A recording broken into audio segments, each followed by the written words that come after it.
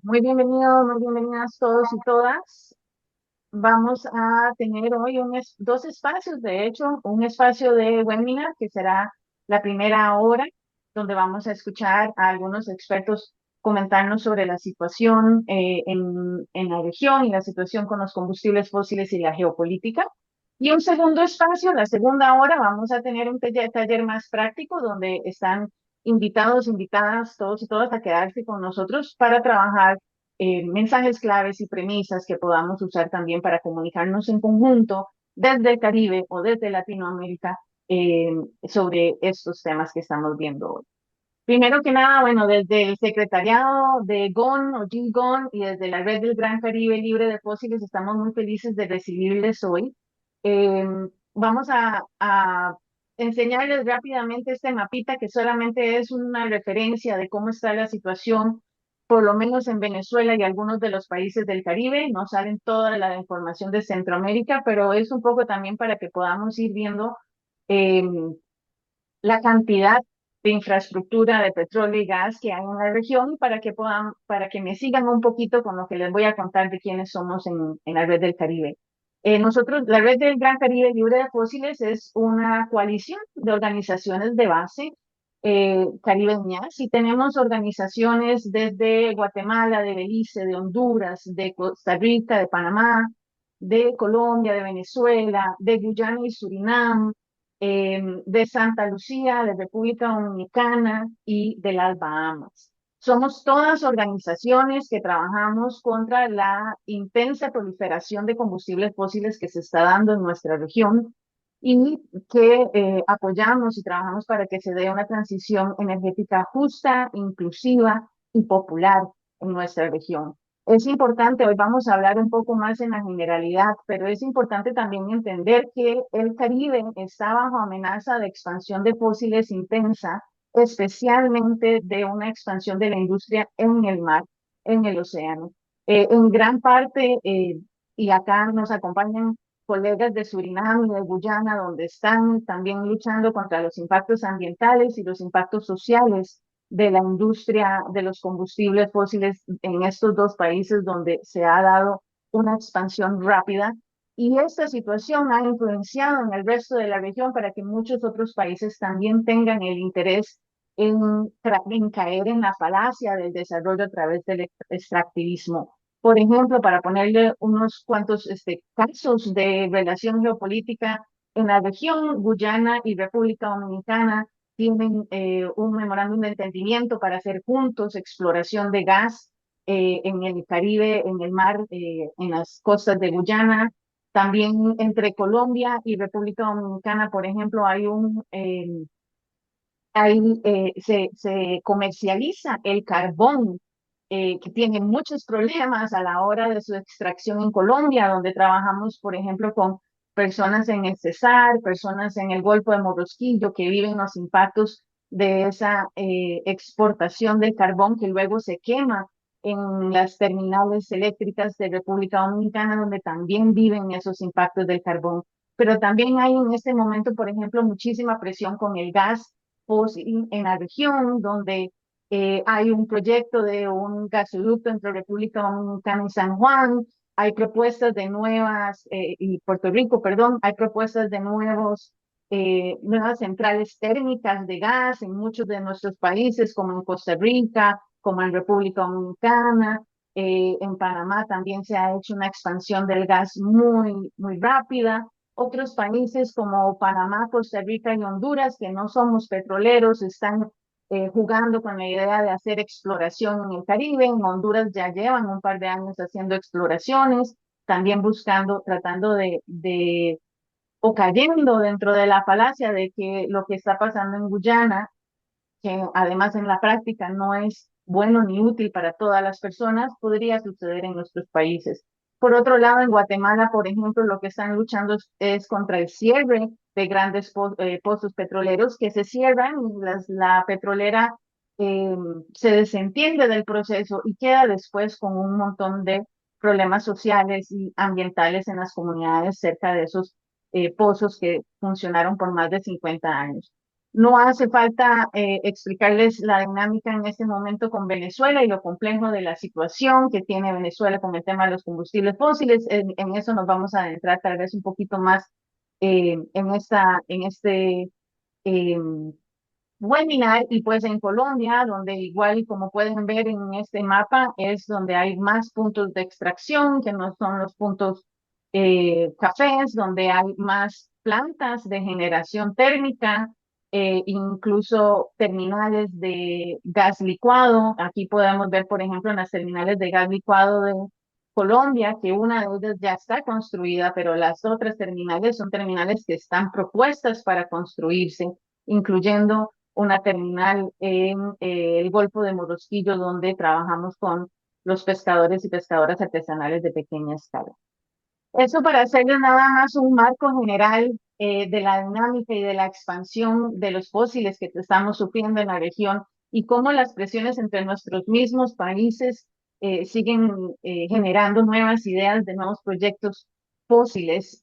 Y a esto hay que agregar, pues, obviamente lo que está sucediendo con Estados Unidos, las intervenciones militares, la militarización en diferentes países, la intervención en Venezuela y pues todo lo que está sucediendo en este momento también con Cuba. Entonces, es evidente que los combustibles fósiles están cambiando la dinámica de nuestra región y por eso creíamos muy importante no solo abrir este espacio de webinar y tener a estas tres personas expertas con nosotros, sino también tener un espacio de conversación sobre cómo vemos la temática y sobre cómo podemos accionar ante ella. Dicho esto, vamos a pasar entonces, igual si alguien más adelante cuando tengamos espacios de preguntas, tiene alguna pregunta sobre el mapa, lo podemos volver a enseñar para visibilizar lo que estemos conversando. Pero para arrancar entonces vamos a tener la presentación de la señora Aleida Azamar el día de hoy. ¿Alguien está diciendo algo? No. Vamos a empezar con, como les decía, con la presentación de la señora Aleida Azamar. Aleida es profesora investigadora titular en la Universidad Autónoma Metropolitana de la UAM, de México, y es doctora en Economía Internacional y Desarrollo por la Universidad Complutense de Madrid. Cuenta con una maestría en estudios latinoamericanos y diversas especializaciones en economía ecológica y desarrollo sustentable. Doña Leida trabaja en áreas de investigación como el extractivismo, la minería, la energía, el litio y el ecofeminismo, y es autora de múltiples publicaciones sobre los impactos del neoextractivismo en América Latina. Con Aleida vamos a escuchar un poquito sobre las implicaciones de la intervención de Estados Unidos sobre la ruta de transición energética y también cómo se ha desarrollado esta transición energética en América Latina y el Caribe. Bienvenida, Aleida, muchas gracias por acompañarnos y ya te pongo la presentación también. Muchísimas gracias por la invitación a todo el equipo de GON, especialmente Sandra que me hace la invitación. Un gusto que estemos acá. Gracias a toda la gente que nos acompaña también. Bueno, justo yo denominé transición energética regional. Voy a hablar de algunas cosas, si quieren, muchas gracias. Si quieren la siguiente, eh, porque ya empiezo por ahí, ¿no? Gracias por acompañarnos. Bueno, justo les voy contando. Cuando hablamos de coyuntura política, Daniela, adelante, querías comentar algo, tienes la mano levantada, si quieres antes de que empiece. No, nada más para Caro porque la presentación se está viendo doble, entonces está viendo el next slide y no una sola. A ver si podemos solucionar eso, si no, pues no pasa nada.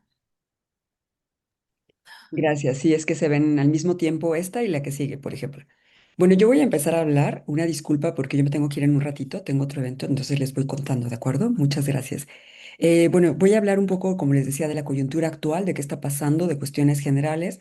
Luego voy a especificar un poco en Venezuela y si me da tiempo en Brasil y México, también tenía Colombia y Argentina, pero bueno, los retiré por el tiempo, ¿no? Les contaba que justo cuando hablamos de la coyuntura política económica de América Latina y del Caribe, pues no estamos hablando nada más de una crisis más, ni tampoco estamos hablando de un problema que es pasajero y que se va a resolver solamente con ajustes técnicos o con cambios de gobiernos. Estamos hablando de un momento de quiebre histórico de esos en los que varias crisis se superponen, crisis económicas, sociales, ambientales, culturales y además se refuerzan, y políticas, y se refuerzan entre sí. Hoy vivimos en una crisis persistente, una crisis climática que cada vez es más evidente, una crisis energética que está marcada por la disputa de los bienes estratégicos y al mismo tiempo, como decía, una crisis política y de gobernanza global. Esta crisis, me parece a mí que todas estas crisis no avanzan por separado, se están cruzando constantemente, se potencian además y terminan reconfigurando pues el mapa del poder mundial. En este contexto, la geopolítica vuelve a ser cruda, vuelve a ser directa y profundamente material. Ya no se trata solamente de ideas, de valores o de afinidades ideológicas, sino de quién controla la energía, quién controla los minerales, quién controla... Es la anterior, por favor, muchas gracias. Es la segunda. Bueno, sí. Gracias. Como les comentaba, ¿quién controla todos los bienes naturales? ¿Quién controla las rutas comerciales? ¿Quién controla los territorios estratégicos? Y esto, cuando esto pasa, ¿no? Las regiones ricas en recursos naturales como América Latina dejan de ser vistas como socios y vuelven a ser tratadas como espacios en disputa. Por eso considero que es importante entender que lo que pasa hoy en toda la región no es casual. América Latina y el Caribe regresan al centro del tablero mundial, no por su poder político, sino por lo que poseen: petróleo, gas, minerales estratégicos, agua y biodiversidad. En un mundo que está atravesado por la transición energética y la competencia entre grandes potencias, estos bienes naturales se convierten en activos estratégicos. La siguiente diapositiva, por favor. Para que podamos entender justo la coyuntura actual en América Latina y en el Caribe, necesitamos ampliar todavía pues la lente y mirar qué está pasando a nivel global, porque muchas de las decisiones, tensiones y conflictos que hoy atraviesa la región no solamente se explican por dinámicas internas, sino también por una reconfiguración profunda del poder mundial. Durante buena parte de las últimas décadas, sobre todo en este último siglo y también parte final del siglo pasado, el escenario internacional estuvo dominado justo por la idea de un mundo relativamente estable, a pesar de que Estados Unidos era una potencia hegemónica indiscutida y con un entramado de instituciones multilaterales que al menos en el discurso regulaban los conflictos. Hoy este escenario pues está cambiando de manera acelerada. Lo que estamos viendo es una disputa abierta entre grandes potencias, principalmente Estados Unidos, China y Rusia, por el control de los bienes estratégicos, como comentaba también las rutas comerciales, los mercados y las zonas de influencia. Ya no se trata de una competencia económica que es silenciosa, como fue durante muchos años, sino de una confrontación cada vez más explícita. Comentaba sobre que una pues confrontación y competencia cada vez más explícita, donde además la diplomacia convive con sanciones económicas, con presiones políticas e incluso también con el uso directo de la fuerza, lo que hemos visto. Además hay estancamiento económico, hay tensiones financieras, hay crisis energéticas recurrentes y una transición energética que avanza de forma desigual y conflictiva también. Todo esto está intensificando la competencia entre potencias y reduce también los márgenes de negociación. ¿Y qué implica eso para países o regiones que están dentro de América Latina? Pues implica que dejamos de ser vistos como espacios secundarios y volvemos a adquirir una centralidad estratégica, no por nuestro peso político, sino por nuestra riqueza material. En un mundo que está en disputa, los territorios ricos en energía y en recursos, pues se están convirtiendo en piezas claves de este tablero geopolítico. Desde una lógica de reconfiguración del poder global, es de donde debemos ver y entender todas estas decisiones, estas presiones, estas intervenciones que hoy están afectando a toda nuestra América Latina. No son anomalías, son parte de una nueva forma del ejercicio del poder internacional que está redefiniendo las reglas del juego. Siguiente diapositiva, por favor. América Latina en este tablero geopolítico. Bueno, históricamente la región ha estado marcada por relaciones de dependencia, por intervenciones directas o indirectas y por una inserción subordinada a la economía global. Lo que cambia hoy no es la lógica de fondo, sino justo la forma en que se ejerce esta presión. No siempre se trata de ocupaciones prolongadas o de dictaduras militares explícitas, sino también pueden ser sanciones, condicionamientos económicos, amenazas de seguridad, tutelajes temporales, ¿no?, que se presentan como inevitables o incluso se presentan como supuestamente necesarios. En este escenario, justo los márgenes de autonomía política de nuestros países latinoamericanos pues se reducen. Las decisiones estratégicas sobre energía, comercio, inversión o seguridad están cada vez más condicionadas a la necesidad de alinearse con una potencia o con otra. La idea de una región no alineada, con proyectos propios de integración y de desarrollo, se está debilitando frente a un mundo que exige tomar partido. Además, esta presión externa se combina con fragilidades internas, desigualdad persistente, estados debilitados, economías primarizadas, conflictos sociales que no están resueltos. Todo esto hace que América Latina sea especialmente permeable a la lógica de coerción y a la intervención. Por eso es importante que subrayemos algo que cuando hablamos de la coyuntura político-económica de la región, no estamos hablando solo de malas decisiones internas o de gobiernos fallidos. Estamos hablando de una estructura internacional que vuelve a colocar a América Latina como zona de sacrificio, donde los costos sociales, ambientales y políticos se consideran asumibles en nombre de la estabilidad global o de la seguridad de otros. Desde aquí, creo yo que es desde donde debemos empezar a entender casos como el de Venezuela, entre otros, no como una anomalía regional, sino como una expresión extrema de estas dinámicas que atraviesan a toda América Latina y el Caribe. La siguiente, por favor. Bueno, es importante hablar justo del papel de la energía. Creo que es la anterior. Gracias. Eh, la que sigue, muchas gracias. Para entender justo que América Latina, la que dice energía, muchas gracias. Para entender por qué América Latina vuelve a estar en el centro de las tensiones globales, hay un elemento que no podemos esquivar, y es justo la energía y los bienes naturales. No son un tema secundario ni un telón de fondo, son un eje central justo de la coyuntura actual. Durante años se ha hablado de la transición energética como si estuviéramos entrando rápidamente en un mundo pospetrolero. Sin embargo, la realidad es mucho más contradictoria. El petróleo sigue siendo formalmente y fundamental, ¿no? Para el transporte, para la industria petroquímica, para la logística global. Buena parte de la infraestructura se sostiene justo de toda esta economía global en combustibles fósiles, incluso se sostiene también en las llamadas tecnologías verdes, ¿no? Que dependen en su fabricación y en su despliegue también de procesos intensivos de energía, de materiales y de combustibles en muchos casos. En América Latina, la transición energética no se despliega como una sustitución tecnológica lineal, sino como una reprimarización de las economías. Mientras el norte global está liderando la propiedad intelectual de las patentes verdes, nuestra región se inserta principalmente como proveedora de insumos críticos. Esto genera una transición corporativa, donde la ruta de descarbonización está dictada por flujos de capital externo, priorizando justo la exportación de litio e hidrógeno verde hacia mercados centrales y a menudo a costa de la seguridad energética local y la soberanía sobre los ecosistemas. En este contexto, la energía deja de ser solamente un asunto económico y se convierte en un tema de seguridad nacional, sobre todo para las grandes potencias. Asegurar el acceso al petróleo, asegurar el acceso justo también al gas, ¿no? A los minerales justo estratégicos también. Esto pasa a ser una prioridad política y militar. Y cuando los recursos justos se convierten en asuntos de seguridad, las reglas cambian, la soberanía se vuelve negociable y el uso de la fuerza empieza también a normalizarse. Para regiones como América Latina, pues esto tiene consecuencias profundas. La región no solo provee materias primas, sino que concentra justo recursos que son clave tanto para el presente energético como para el futuro tecnológico de todo el mundo. Esto pues nos convierte a América Latina y el Caribe en un espacio altamente codiciado, pero también altamente vulnerable. Por eso cuando hablamos de esta coyuntura político-económica actual, no estamos hablando solamente de ideología, de discursos o de afinidades políticas. Estamos hablando de una disputa que es muy concreta por quién controla la energía hoy y quién controlará las tecnologías mañana. Este marco es fundamental para que podamos entender, ya decía, lo que ocurre en Venezuela, ¿no? No se trata solo de una crisis política, sino de un país que está ubicado en el centro de una disputa energética global. A partir de aquí, Venezuela deja de ser un caso aislado y empieza a aparecer como un nodo estratégico dentro de una competencia mucho más amplia. En este punto me parece a mí que es clave que se entienda que lo que está en juego no solo es el control de los recursos, sino la capacidad de decidir sobre esos recursos.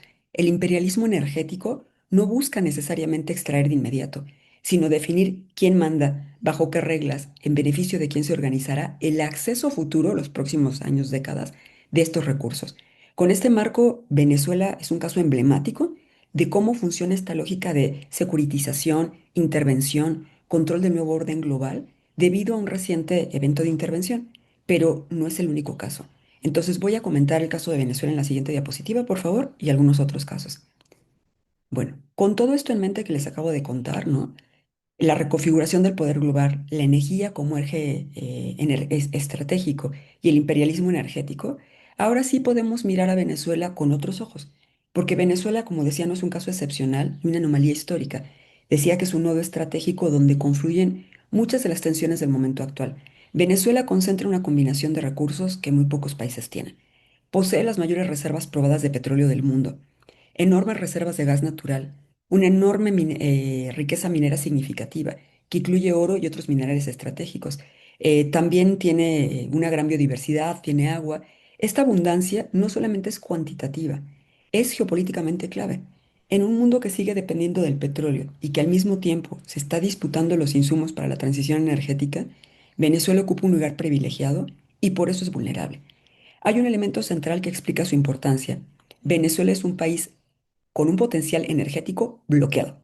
No estamos hablando de un recurso que se agotó, sino de un recurso que no se ha explotado plenamente debido a sanciones económicas por parte de Estados Unidos, al deterioro de la infraestructura, a la falta de inversión y al aislamiento financiero. Esta brecha entre lo que podía producir y lo que produce hoy es justamente lo que la vuelve tan atractiva. ¿Quién pueda controlar el proceso político de Venezuela no solo está decidiendo sobre un gobierno, sino también sobre el futuro de acceso a una de las mayores reservas energéticas del planeta? Se decide también quién se queda al frente, ¿no? Decide quién invierte, bajo qué condiciones, hacia qué mercado se dirige el crudo, qué actores quedan fuera del juego también. Por eso Venezuela no se explica solo desde la política interna, sino desde la disputa global por energía y por poder. Además, también Venezuela pues ha construido alianzas estratégicas con potencias que están disputando la hegemonía estadounidense. Construyó alianzas con China y con Rusia. Esto justo la convirtió en un punto incómodo dentro del hemisferio occidental. Desde la lógica de seguridad de Estados Unidos, no se trataba solamente de un gobierno problemático, sino de un territorio estratégico alineado con rivales globales. En este sentido, Venezuela está funcionando como un laboratorio geopolítico. Lo que ahí se ensaya, como sanciones prolongadas, aislamiento, intervención directa, control tutelado de recursos, puede aplicarse en otros contextos. No es casual que este caso aparezca en un momento de mayor competencia entre potencias y debilitamiento del derecho internacional. Por eso es importante insistir, Venezuela no es el origen del problema, tampoco Maduro. Es la expresión concentrada de una coyuntura más amplia. Entenderla como nodo estratégico nos permite salir justo de las explicaciones simples y empezar a ver las verdaderas dimensiones del conflicto. Siguiente diapositiva, por favor. Bueno, yo en lugar de enfocarme tanto en el Caribe, yo me enfoqué en otros países de América Latina, ¿no? Sí había puesto alguno más, había puesto Colombia, pero no me va a dar tiempo, por eso lo quité. Entonces voy a hablar un poquito de Brasil para que también tengamos todo el panorama. Si miramos el nuevo escenario geopolítico global, lo que he venido contando, Brasil aparece como uno de los países más relevantes de América Latina y el Caribe. No es solo por ser la mayor economía de la región, sino es un actor con peso propio en espacios multilaterales como los BRICS y el G20. Esta posición justo le otorga una capacidad de negociación que otros países latinoamericanos no tienen, pero también lo coloca en el centro de las tensiones entre grandes potencias. Brasil combina tres dimensiones estratégicas: energía, territorio y alimentos. En el plano energético posee enormes reservas petroleras en el presal, las cuales principalmente son extraídas por Petrobras, una empresa estatal con capacidad tecnológica significativa que también es extractiva, y también tiene una matriz energética y eléctrica, Brasil, relativamente diversificada, donde justo hay hidroelectricidad, biocombustibles que ocupan un lugar relevante, y esto le permite proyectarse como una potencia energética regional y como proveedor estable de un mundo con incertidumbre energética creciente. Pero el elemento más sensible, pues, es toda la parte de la Amazonía, porque no se trata solamente de biodiversidad o de cambio climático. La Amazonía concentra agua dulce, minerales, potencial energético, control territorial sobre una de las regiones más extensas del planeta. Vale la pena decir que además hace frontera con Bolivia, lo comento porque vi que aquí había colegas y amigos de Bolivia que también son parte de la Amazonía, ¿no? Entonces, en este contexto de crisis climática global, el discurso internacional sobre la protección de esta zona de la Amazonía puede tensionar directamente el principio de soberanía brasileña y de otros países. La narrativa ambiental puede convertirse, si no se maneja con cuidado, en un mecanismo de presión geopolítica.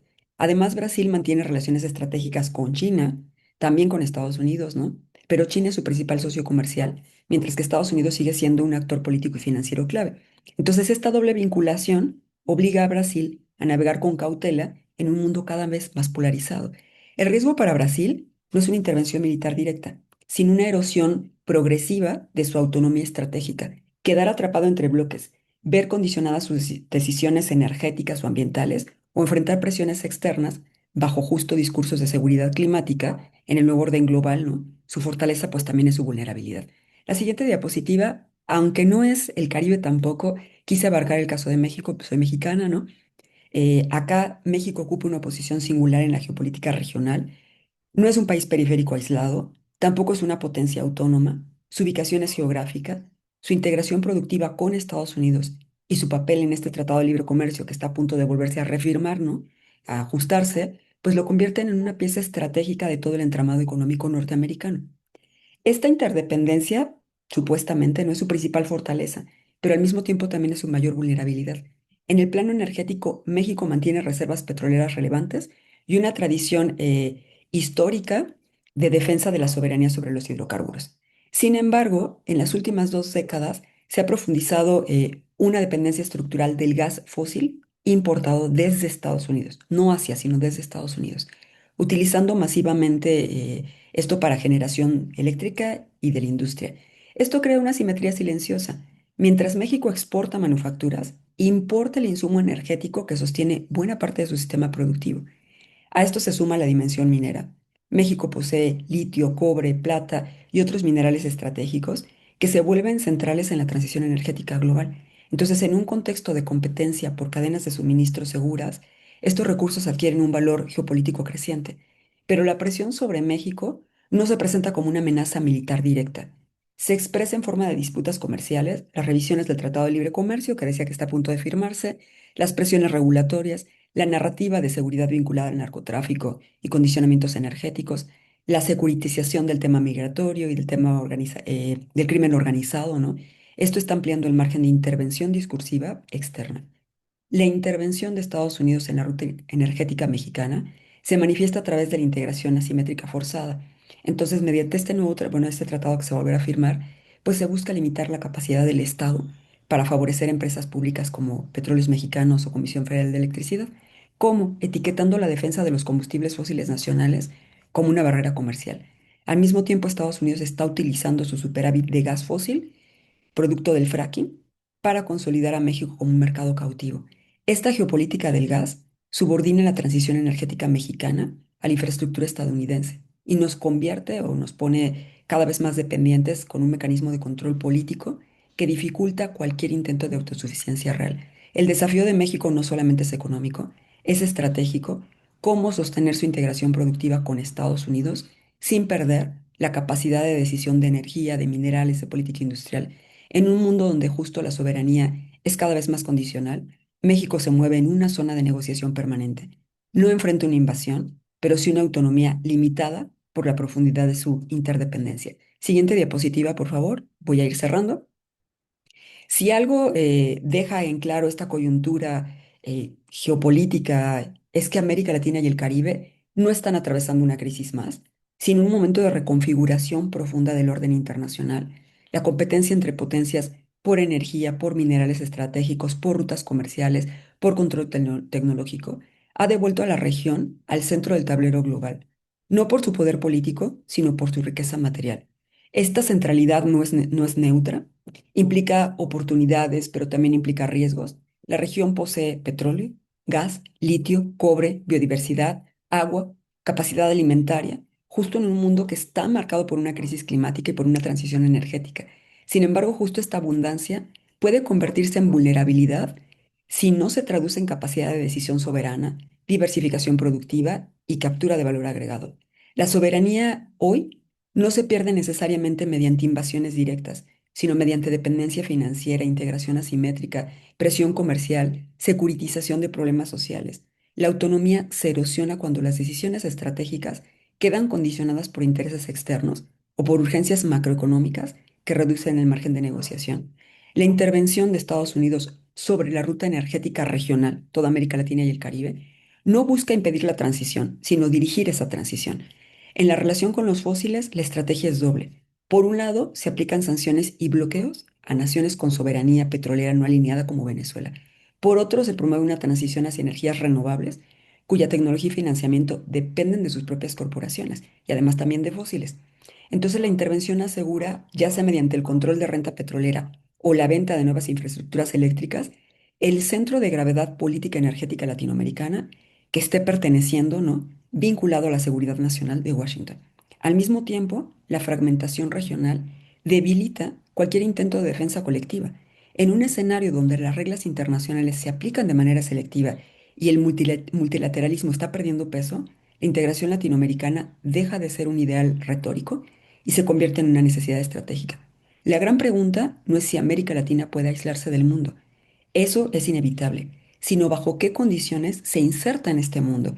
¿Será proveedora subordinada de recursos estratégicos o constructora de proyectos propios de desarrollo, transición energética y cooperación regional?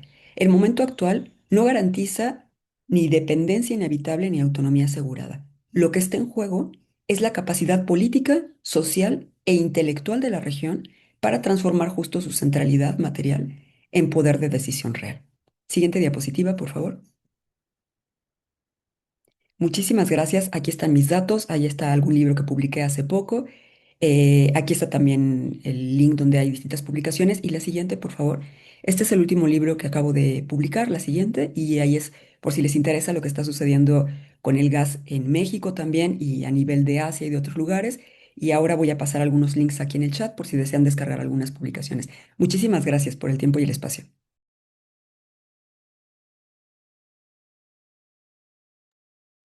Muchísimas gracias, Aleida. Estuvo muy interesante tu presentación y además muy oportuna para justamente lo que queremos tratar de trabajar desde la red, que son estos planes conjuntos, cómo nos comunicamos en conjunto y esto con lo que cerrabas sobre si Latinoamérica se va a, Latinoamérica y el Caribe se va a unir en este momento o a seguir trabajando aisladamente, es clave para lo que estamos tratando de desarrollar por acá.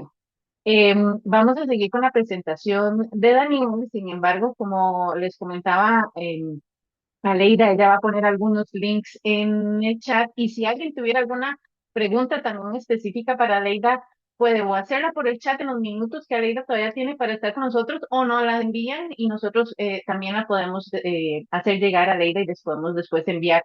Si les parece, Aleida y Daniel, que tienen presentaciones, les podemos enviar a los participantes las presentaciones que ustedes compartieron también. No vamos a abrir espacio de preguntas ya mismo para darle tiempo a Daniel, que también tiene limitada su capacidad de participación. Así que bueno, de nuevo, muchísimas gracias, Aleida, y bienvenido, Daniel. Daniel es antropólogo y economista político uruguayo. Actualmente es profesor en la Universidad del País Vasco y académico asociado del Transnational Institute en Ámsterdam. Ha coordinado proyectos internacionales sobre energía, empresas públicas y políticas de desarrollo y es investigador principal del proyecto S-Oil del European Research Council, que estudia el futuro de países dependientes de petróleo en el sur global. Daniel nos va a hablar un poquito sobre qué implica esta doctrina de seguridad del gobierno estadounidense y el peso y qué características tiene el tema energético hidrocarburífero en el mismo. Adelante, Daniel. ¿Me confirmas que puedes compartir eso? Ahí estamos viendo tu pantalla, sí.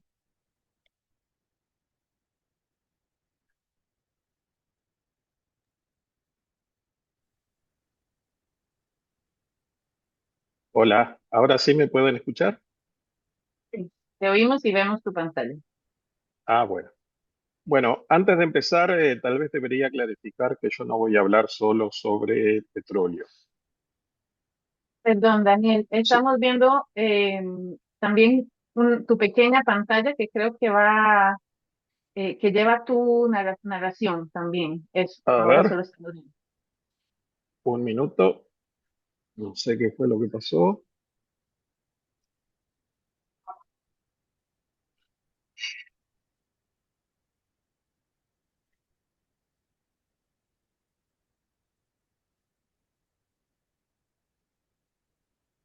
¿Ahora? Pero no vemos tu ¿Aló? pantalla. No, ¿Cómo? no ¿Aló? estamos viendo no, nos oyes, sí te oímos nosotros, pero no estamos viendo tu pantalla. Mm, Pero sí te un estamos minuto. oyendo.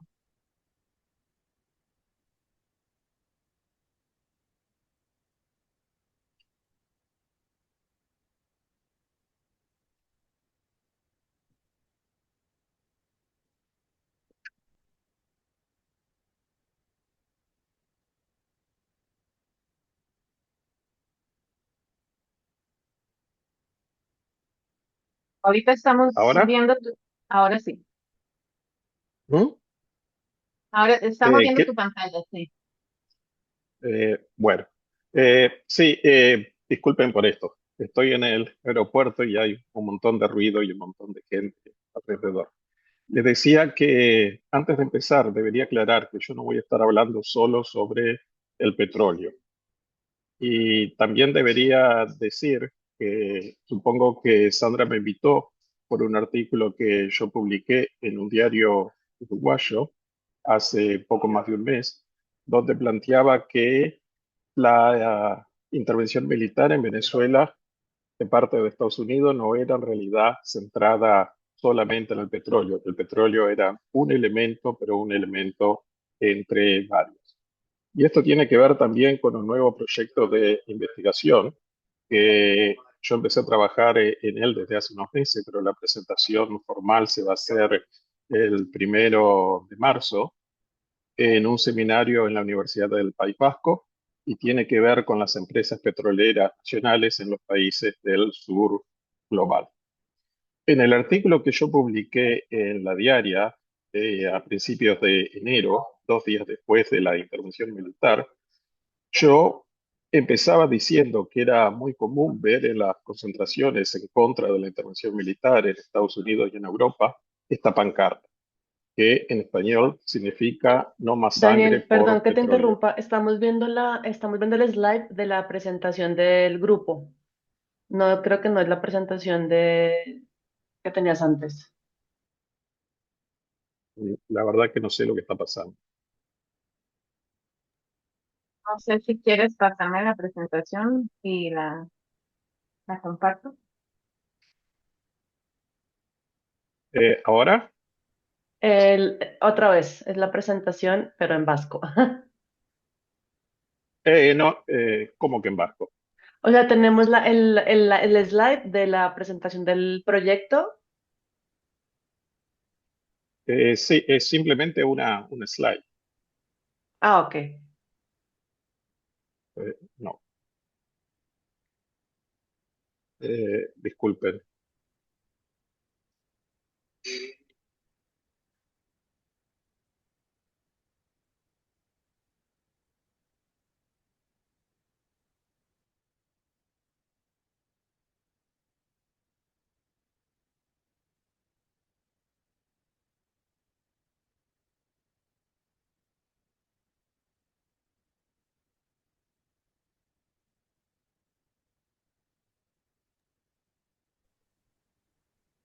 Lo que quieres presentar es solo una imagen. Eh, Igual si gustan me no, la no, mandan. no, porque hay un montón de datos.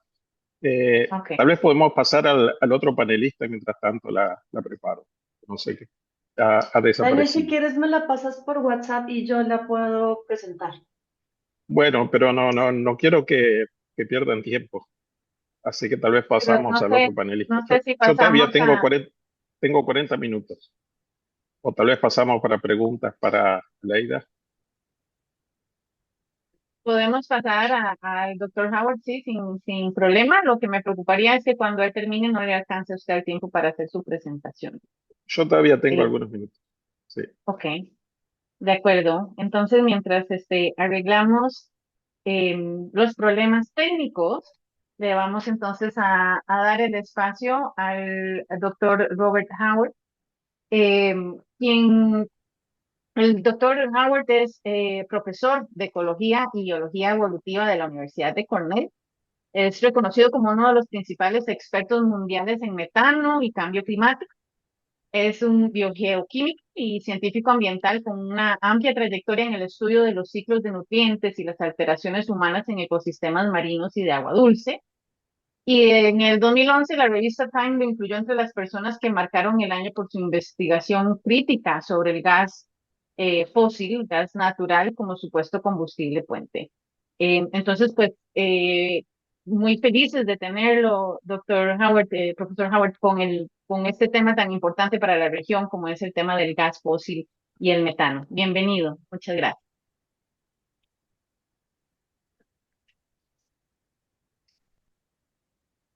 Thank you, and good morning. Let me share my screen if I can.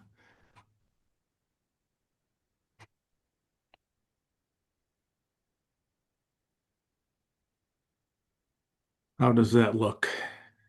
We can see your screen perfectly now. Okay, let me jump right into the presentation. I want to put the climate context there. Everyone's concerned about climate disruption. We've already heard some of that earlier this morning. This shows the rate of warming of the planet. We've warmed the planet incredibly, particularly since 1980 or so, and we're on target to blow through 1.5 degrees Celsius from the pre-industrial baseline. This says by 2030. The latest science actually says it'll happen next year, probably. And it will blow through 2 degrees if we keep using fossil fuels within another 20 years or so. Now, the nations of the world came together in Paris just over 10 years ago at COP21, saying it was critical to keep the planet well below 2 degrees C, recognizing that 1.5 degrees is dangerous. Why is that? It's because as we hit these temperatures of 1.5 to 2, we run a very much increased risk of hitting thresholds in the climate system, which should lead to runaway global warming, changing the planet on a timescale of 10,000 years into the future. Devastating for society. So we really need to try and keep the planet cooler than that. The Intergovernmental Panel on Climate Change, in their last assessment, ended their summary for policy people with this. We are running out of time to deal with the climate change. We have a window that's still there, but we really, they say we need to be, half of our fossil fuels need to be done away with within the next 15 years. And by 2050, we need to be in a fossil fuel-free future. And to be clear, it is fossil fuels that are primarily driving the climatic warming and the climate disruption. So we need to move away from fossil fuels. Well, I want to take a look at what's going on in the United States in that context, and why the United States. Well, I'm an American, that's part of it. But beyond that, we've had the shale gas revolution since 2005. Before 2005, the United States was a modest producer of natural gas, a modest producer of oil. But with the development of shale gas, industry has made us into the largest oil producer in the world, the largest natural gas producer in the world, and the largest exporter of liquefied natural gas in the world. The technologies of fracking and high precision directional drilling weren't available in the 20th century. It's only been the last 20 years, but that's what's allowed this fracking boom, shale gas boom to occur. So these show the data globally from 2000 up to 2024 of what the major gas producing countries of the world have been doing over time. And you can see that only the United States has increased its production. The rest of the world is steady. We need to be going towards zero quickly. The world's going in the wrong direction, and the United States is leading in that. Same for oil. Most countries are flat. Oil production in the United States has been going up quite rapidly. So starting about the same time as the shale gas revolution, 20 years ago, the industry came up with this marketing concept of natural gas as a bridge fuel. And it was adopted by politicians in both the Republican and Democratic parties. The thought is that eventually we'll have a fossil fuel-free future, but most critically, it's going to take a while to get there. Let's move away from coal, replace it with gas. And the idea is that this would reduce carbon dioxide emissions, and it does, from the actual burning of the fuel by about 40%, simply because gas is an energy-dense fuel. But that's only part of the story, because carbon dioxide is not the only greenhouse gas. Methane is also a very, very important greenhouse gas. Turns out that about 30% of all warming since the Industrial Revolution started has been due to methane, 50% from carbon dioxide. And in the last decade, methane and carbon dioxide are about equal. So again, the development of shale gas, methane, and oil trapped in shales could not be commercially produced until 20 years ago, has allowed this big increase in natural gas production and export. Well, I became concerned about the shale gas revolution in about 2009, 2010. I'm an expert on methane and climate change, among other things, and natural gas is methane. And it seemed to me, how are we going to develop all of this more methane, natural gas, without having some of it go unburned to the atmosphere? Methane is more than 100 times more powerful than carbon dioxide as a greenhouse gas, so it doesn't take a lot of emission to make a difference. And working with others, we published a paper pointing out this potential problem uh, 15 years ago, this year in April of 2011. And we pointed out again that natural gas is mostly methane, incredibly potent greenhouse gas. And the figure there is our main conclusion. We're comparing the greenhouse gas footprint of oil, coal with conventional natural gas as it used to be produced, and then with the shale gas, which is now making up 85% of gas production in the United States. The blue bars are the carbon dioxide emissions from the final combustion. And indeed, gas is better that way than coal or oil. But there are also indirect carbon dioxide emissions, fairly small bars here. We probably underestimated those. And that magenta colors are the methane emissions converted to their equivalents of warming as carbon dioxide. And when you look at, there was a lot of uncertainty in our estimates. No one had been publishing much. Our paper was the very first paper publishing on methane from shale gas in particular. So we were using poorly documented data, a lot of uncertainty with that. But it looked like shale gas in particular probably had a greenhouse gas footprint that was worse than that of coal, not better, once you included methane. We got a lot of press coverage. The New York Times covered us on the front page the day our paper was published. 1,400 other papers globally talked about our research in the first week. And as it says at the bottom here, our findings stirred a lot of debate. We really, really irritated the oil and gas industry because they've been cultivating this gas as a clean bridge fuel idea. And we said, maybe not. Maybe it's problematic. And what we really wanted was for the scientific community to go out there and get better data on methane emissions. And I'm very pleased to say that has happened. So ours was the first paper on this 15 years ago. There are now, this says 2,000, that's a little bit out of date. There are actually 2,600 peer-reviewed science papers on methane from natural gas as a driver of climate change, almost all in the United States, because that's where this shale gas revolution has been happening. And the best data are now coming from mostly satellites, but also airplane flyovers. And there's a fantastic summary of this published 2 years ago in the journal Nature, where they take almost 1 million observations. And our original paper was based on about 20 observations, just to give you some sense of how the world has changed. We now have 1 million observations. And indeed, methane emissions from shale gas and from natural gas are real. They're climate damaging. And if I take the data from that paper and update what we published 15 years ago, comparing coal, diesel, oil, and natural gas, yellow is now the carbon dioxide emissions, both from the direct burning and also the indirect ones. Red in this case are the methane emissions. And for the natural gas, we're using that best summary, 1 million observations in the US. And indeed, natural gas is worse for the climate than coal. It's substantially worse than coal. So let me just briefly turn to LNG, liquefied natural gas.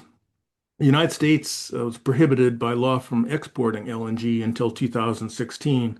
With the shale gas revolution, we started to get surpluses of gas, and industry lobbied to have that exported.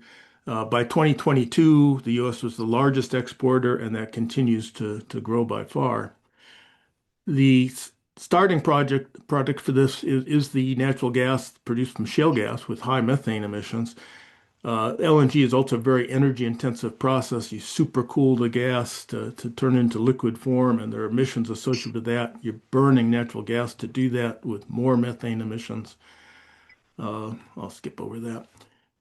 I published an updated analysis a year and a half ago and what the greenhouse gas footprint of this LNG exported from the United States is.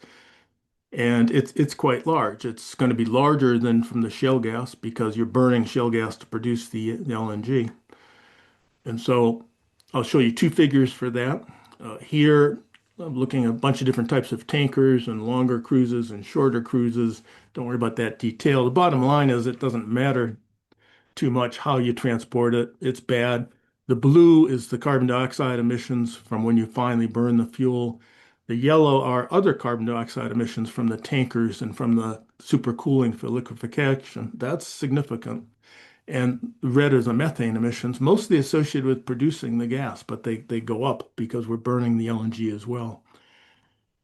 If we compare liquefied natural gas here, either the shortest cruises or the longest cruises from the US, with either natural gas, coal, or diesel oil, LNG has a much, much larger greenhouse gas footprint. And I'm also comparing it here with heat pumps. Heat pumps used in the European context, in this case, using average grid electricity, far, far lower greenhouse gas footprint. Bottom line is LNG is a climate disaster.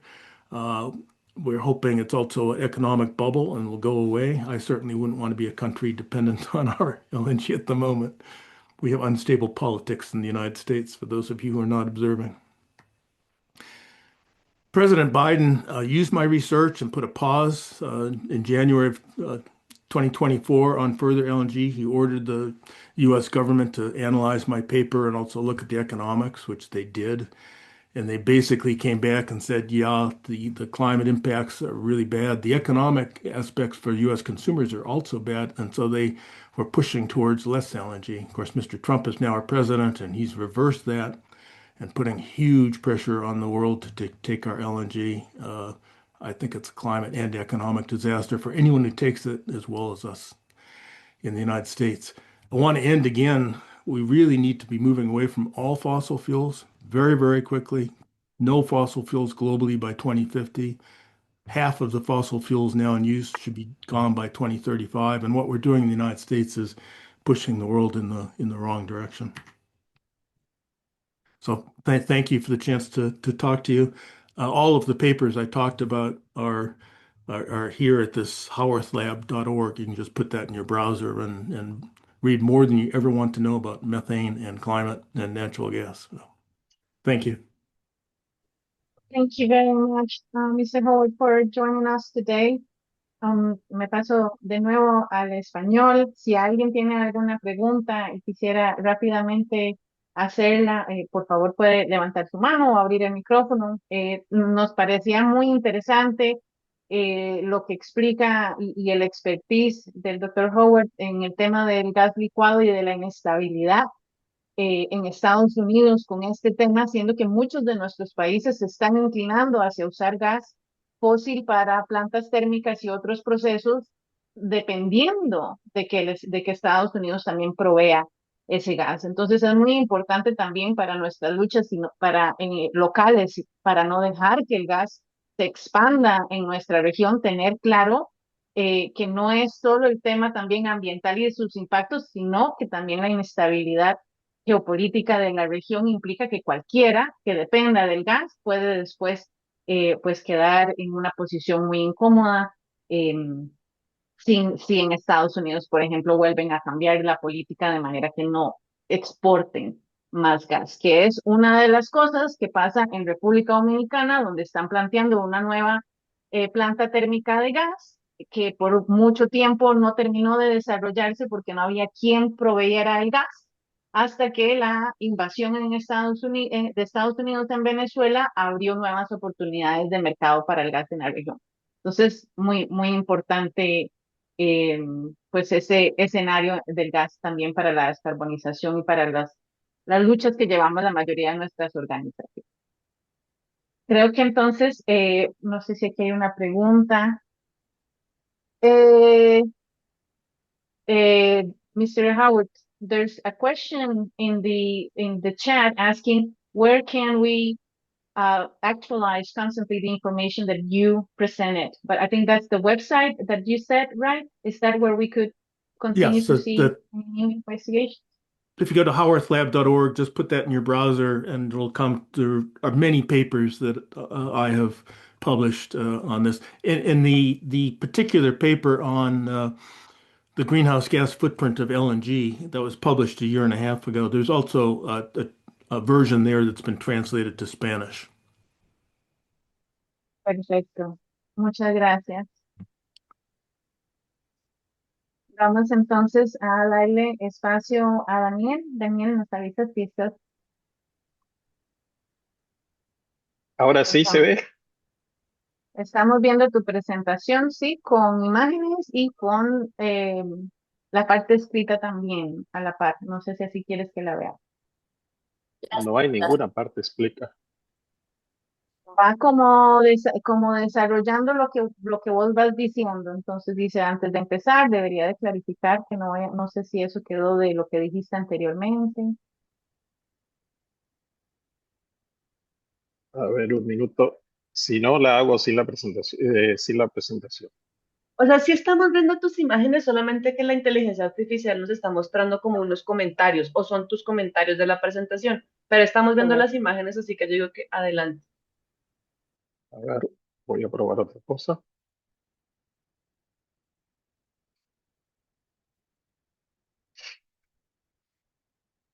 Ahora sí. Hola. Hola, ¿me escuchan? Te estamos oyendo, pero no viendo tu presentación, sí. Bueno, vamos a pasarla ahora. Y no. Bueno, ahora sí. ¿Se ve? Sí, ahora sí. Bueno, muy rápidamente ya había explicado de qué era lo que iba a hablar y de lo que no iba a hablar.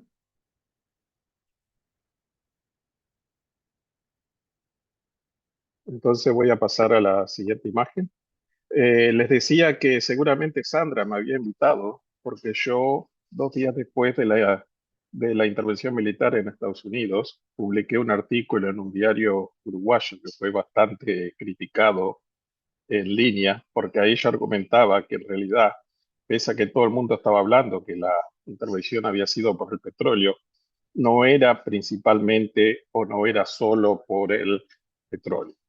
Y esto tiene que ver también con un proyecto de investigación que yo empecé hace unos meses y que se va a presentar en 2 semanas en el País Vasco, que es un proyecto internacional del European Research Council, el Consejo Europeo de Investigación. Es un proyecto grande de 5 años, 2,5 millones de euros, con un equipo grande de investigadores, donde vamos a trabajar sobre las perspectivas de los países petróleo dependientes en África, Asia y América Latina. Entonces, gran parte de lo que yo voy a plantear hoy tiene que ver con este proyecto de investigación.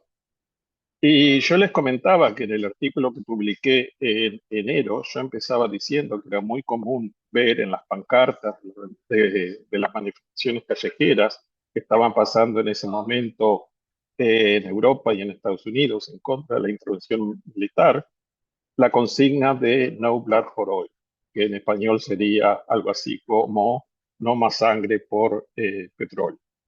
En el artículo yo planteaba que había mucho de verdad en esta consigna, pero que la intervención en Venezuela no había sido solo por petróleo. Había habido sangre y va a seguir habiendo seguramente, pero no solo tiene que ver con el petróleo.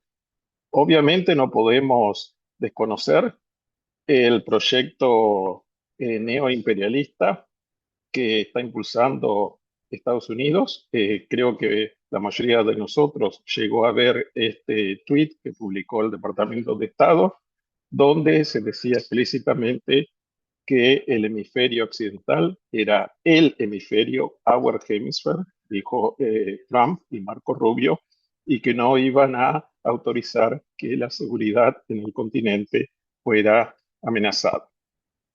Antes de seguir, yo quería hacer una aclaración porque gran parte de mi presentación va a estar centrada en Venezuela, pero obviamente cuando hablamos del Gran Caribe o de la cuenca del Caribe, hay varios otros países de la región que también tienen que ver con el petróleo y con el gas. Uno de los países de los cuales deberíamos estar hablando un poco más es Colombia. Colombia es un país que, como todos ustedes saben, está pasando por un declive en la extracción petrolera. Petro, el presidente, ha declarado que el país va a dejar de buscar petróleo y tiene toda una agenda muy ambiciosa de transición energética, pero esto se da en el marco de grandes discusiones que están pasando en el país sobre el futuro de la industria petrolera. Incluso mucha discrepancia al interior del movimiento sindical, con el principal sindicato petrolero de Colombia, la USO, bastante dividida en relación a este tema.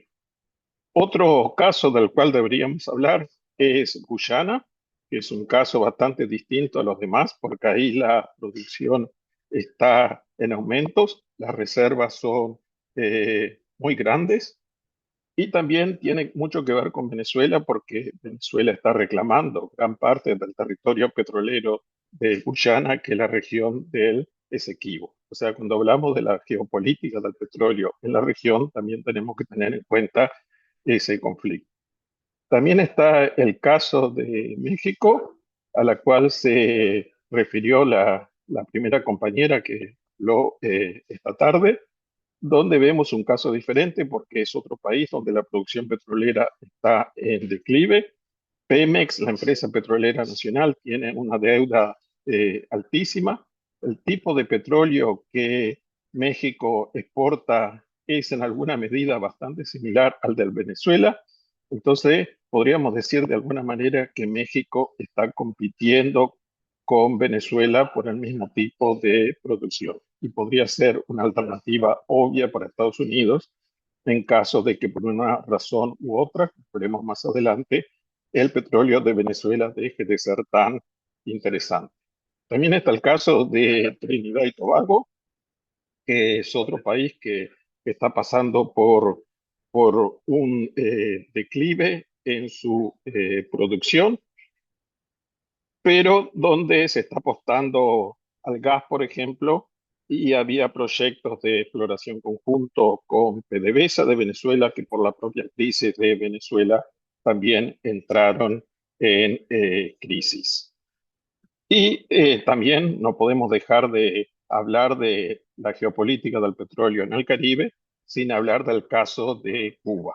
Cuba produce un poco de petróleo propio, pero muy poco, y obviamente esto no va a ser suficiente para enfrentar la situación económica que está viviendo, económica y social que está viviendo hoy el país por el corte de toda la provisión de petróleo al país desde hace más de una semana. By the way, el caso de Cuba bastante interesante para los académicos que estamos trabajando en este tema, porque es algo así como un laboratorio de lo que podríamos ver en caso de que el fin de la era del petróleo no sea planificado. Y muy rápidamente, yo voy a pasar ahora a la siguiente parte de mi presentación que tiene que ver con el crudo venezolano en particular. Muchas veces, incluso lo vimos en la primera presentación anterior, escuchamos hablar que Venezuela tiene las reservas más grandes del mundo.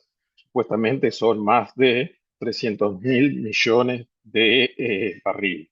Yo no estoy cuestionando estas cifras, pero creo que si profundizamos el análisis de lo que esto significa, este número pasa a ser bastante cuestionable por las razones que vamos a ver en un minuto. Algo que pasó en Venezuela es que hubo una reclasificación de las reservas entre el año 2005 y el 2010, y muchas reservas que aparecían como probables hasta entonces fueron declaradas probadas. Pero esto fue más bien un ejercicio contable que el resultado de estudios geológicos que demostraran que las reservas eran realmente probadas desde una perspectiva científica más creíble. El petróleo no apareció y la producción de Venezuela, pese a que aumentaron las reservas supuestamente probadas, siguió cayendo. Algo que tenemos que tener en cuenta también cuando hablamos del caso de Venezuela es el colapso de PDVSA, que pasó de más de 3 millones de barriles por día en el año 1999 a menos de 700.000 e incluso menos en el año 2004. Hoy PDVSA no es el principal productor de petróleo en Venezuela y el petróleo que produce lo hace en asociación con otras grandes empresas internacionales. Muy rápidamente quería referirme a la economía política de la Franja del Orinoco, profundizando los puntos que mencioné hace unos minutos. Porque cuando hablamos de reservas, no solo tenemos que hablar de cuánto podría haber bajo el suelo venezolano, sino que tenemos que ver también cuál es la profitability, cuál sería el margen de ganancia para sacar y vender ese petróleo y también varios otros aspectos técnicos bastante complejos. Algo que tenemos que tener en cuenta es que PDVSA produce un crudo caro y en un mercado muy competitivo.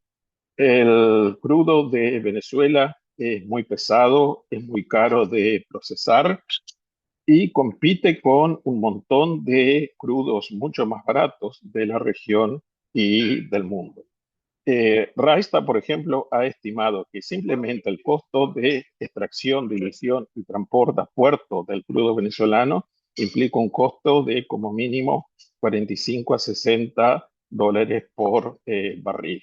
O sea, si el precio internacional del petróleo baja demasiado, el petróleo de Venezuela ya deja de ser tan interesante. Y esto tiene que ver con una brecha de inversión muy grande. Trump ha invitado a las grandes empresas internacionales a volver a invertir a Venezuela, pero algo que hemos visto es que hay bastante poco interés en invertir en Venezuela.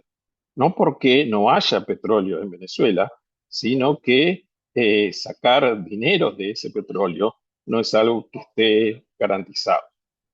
Y se ha estimado que se necesitan recursos impresionantes, equivalentes a 12.000 millones anuales de inversión sostenida, para volver a los 3 millones de barriles por día, que era lo que se producía alrededor del año 2000.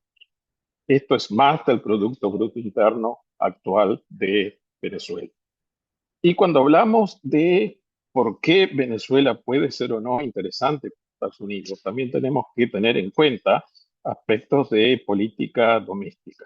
Este año hay elecciones legislativas en Estados Unidos y algo a tener en cuenta es que las refinerías que son capaces de procesar el petróleo venezolano están ubicadas en estados republicanos, en estados que votan por Trump, fundamentalmente en los estados de Texas y de Luisiana. Y las refinerías son empresas que generan mucho empleo. Se ha estimado que generan alrededor de 600.000 empleos directos y alrededor de 2 millones de empleos indirectos. O sea que Marco Rubio, Trump y el Partido Republicano tienen que buscar una manera de dejar contento a sus votantes y hacer que las refinerías dejen de funcionar sería bastante negativo para sus perspectivas electorales. Estas refinerías trabajan por debajo de su capacidad en este momento, por lo que acceder al petróleo venezolano, que es el tipo de petróleo para el cual fueron construidas, puede ser una alternativa para aumentar su capacidad de producción. Finalmente, muy rápidamente, quería referirme a lo que planteaba Sandra o Carolina cuando hicieron mi presentación que tiene que ver con la doctrina Don Rowe. En el artículo que yo publiqué el mes pasado en la diaria, hablaba que no simplemente debemos hablar del petróleo en relación a la extracción, sino que debemos hablar del petróleo en términos de contención de otros actores geopolíticos mundiales que importan para Estados Unidos, y en particular China, que fue algo que mencionó también Aleida en su presentación. No debemos olvidar que China hasta el año pasado era el mayor importador de crudo venezolano y que también China había convertido a Venezuela en uno de los principales países receptores de crédito, China.